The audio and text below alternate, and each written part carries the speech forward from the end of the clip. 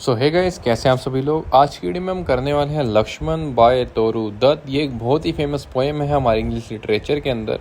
हम इसकी line to line fully deep explanation करेंगे आसान भाषा में, जिससे कि आपको समझ आ जाए और आप अपने एग्जाम्स के अंदर काफ़ी अच्छे तरीके से इसके जवाब दे सकें। सो हमारी पोएम को शुरू करते हैं। फर्स्ट स्टैंजा हमारे पास आता है, हाक लक्ष्मण हाक अगेन दैट क्राई। मतलब सीता अचानक से घबरा कर लक्ष्मण को बुलाती है कि सुनो लक्ष्मण, फिर से वो आवाज़ आई है।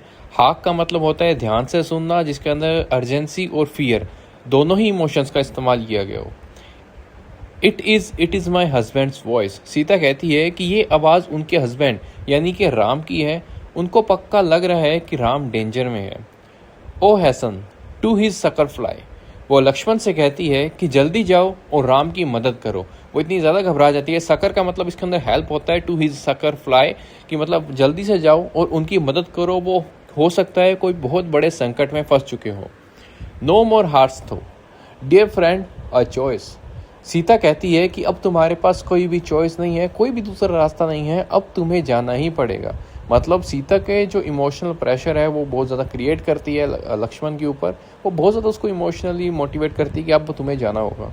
ही कॉल्स ऑन थी परहैप्स हिज फॉज। वो कहती है कि राम तुम्हें बुला रहे हैं, शायद उनके एनिमीज ने उन्हें घेर लिया है। उस वक्त एनिमीज से मतलब था राक्षस, जो कि रावण के राक्षस उस टाइम हुआ करते थे। एनिमीज उनका मतलब ये था। And we ran him all sides round. और कहती है कि जो एनिमीज थे, जो भी राक्षस हैं, उन्होंने राम को चारों तरफ से घेर लिया होगा। मतलब सिचुएशन इतनी ज़्यादा डेंजरस दिखाई जा रही है। उसको अपने दिमाग के अंदर, उसने अपना ओवर थिंकिंग के अंदर इतना ज़्यादा कुछ एक तरह से सिनेरियो बना लिया था। That well it means deaths final throws. Sita कहती है कि वो दर्द भरी आवाज़ों में डेथ के पास होने का साइन है। मतलब इतना ज़्यादा वो घबरा जाती है। फाइनल थ्रोज का मतलब होता है लास्ट मोमेंट्स बिफोर डेथ। जैसे कि आपने देखा हो, कोई भी चीज़ या कोई भी इंसान जानवर मर रहा होता है, उसके जो बिल्कुल मरने का पहले का जो समय होता है, उसको उस समय से वो कंपेयर कर रही होती है। वाई स्टैंडस्ट थो अ मैजिक बाउंड। वो लक्ष्मण से कहती है कि तुम यहाँ स्टैचू की तरह क्यों खड़े हो, किसी मूर्त की तरह क्यों खड़े हो। मतलब वो बहुत ज़्यादा फ्रस्ट्रेट हो जाती है, क्योंकि लक्ष्मण ना ही सामने से कोई जवाब दे रहा होता है और ना ही उसे बचाने के लिए जा रहा होता है, और साथ ही साथ में बहुत ज़्यादा घबराई भी होती है। सेकंड स्टैंजा हमारे पास आ जाता है कि is this a time for thought O God. वो कहती है कि सीता कहती है कि ये भी, अब क्या आपको लगता है कि ये भी अब सोचने का टाइम है। मतलब आप जल्दी एक्शन लो, अर्जेंसी के अंदर एक्शन लो। आपको सोचने की जरूरत पड़नी नहीं चाहिए कि आपको जाना है या नहीं जाना है।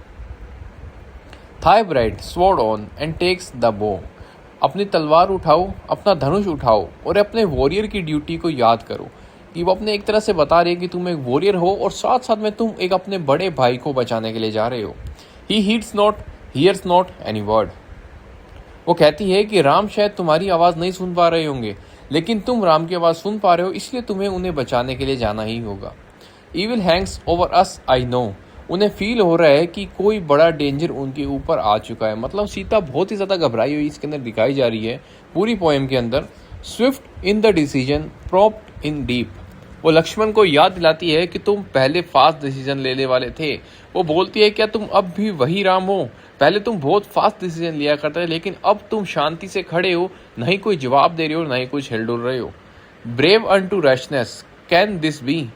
तुम इतने ब्रेव थे कि कभी कभी रैश जल्दबाजी भी करते थे। मतलब वो बताती है उसकी पहले की बात। लक्ष्मण पहले इतने ज़्यादा ब्रेव थे, वो कभी कभी जल्दबाजी लगा दिया करते थे। मतलब हमेशा बिना सोचे समझे काम करते थे। The man to whom all looked at need.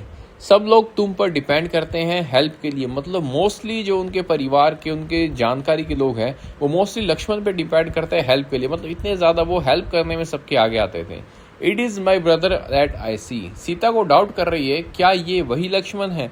मतलब एक तरह से उनको इमोशनली टोंट मार रही है, क्या ये वही लक्ष्मण है जो पहले सबकी मदद किया करता था, लेकिन आज शांति से खड़ा है, ना ही कुछ बोल रहा है, ना ही उन्हें बचाने जा रहा है। थर्ड स्टैंजा आता है, oh no I must run alone. Sita कहती है कि अगर तुम नहीं जाओगे तो मुझे अकेले ही जाना पड़ेगा। मतलब सीता बोलती है कि अगर तुम नहीं जा सकते तो मैं जा सकती हूँ। For further here I can not stay. मैं यहाँ और रुक नहीं सकती। आर्ट तो ट्रांसफॉर्म टू बिल्ड डम स्टोन्स। वो लक्ष्मण को एक्यूज करती है कि तुम पत्थर जैसे हो गए हो। मतलब एक तरह से हार्श वर्ड, काफ़ी ज़्यादा कठोर शब्द का इस्तेमाल करती है वो। Therefore wherefore this impetuous. Strange delay, तुम इतनी देर क्यों कर रहे हो, ये गलत है। इम्पीशियस का मतलब होता है रॉन्ग या disrespectful. That cry it seem to ring, वो आवाज़ उनके कानों में बार बार गूंज रही होती है। अब कोई आवाज़ बार बार गूंज रही थी, इसलिए वो और ज़्यादा घबरा रही थी। Still in my years I can't beer, वो कहती है कि मैं ये टेंशन बर्दाश्त नहीं कर सकती हूँ।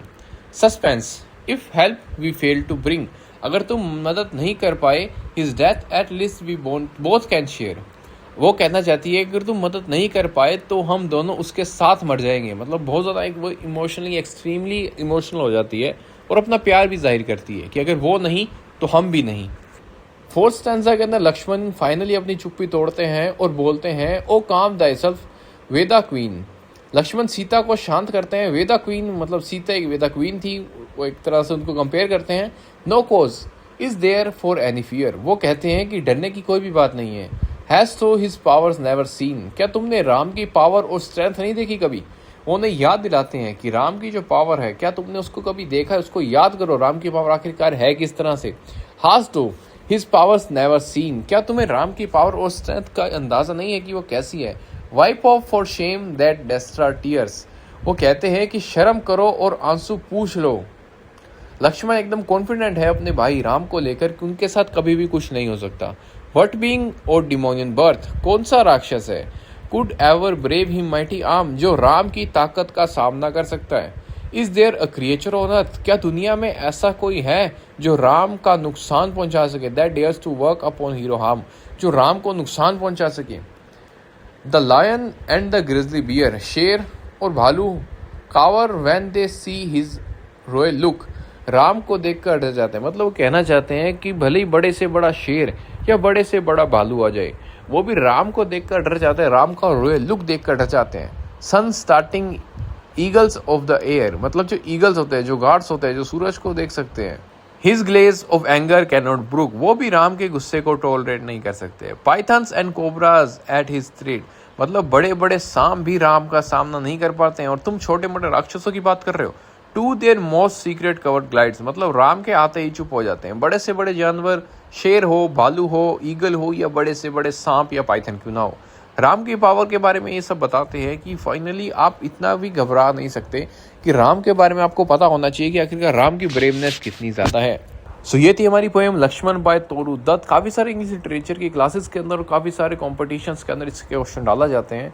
अगर आप इसके कुछ इंपॉर्टेंट एमसीक्यूज देखना चाहते हो तो उसकी वीडियो मैंने अपलोड कर दी है। आप चाहो तो मेरे चैनल पर जाकर Lakshman by Toru Dutt fully 50 MCQs देख सकते हो, जो कि बहुत ज़्यादा इंपॉर्टेंट पूछे जाते हैं।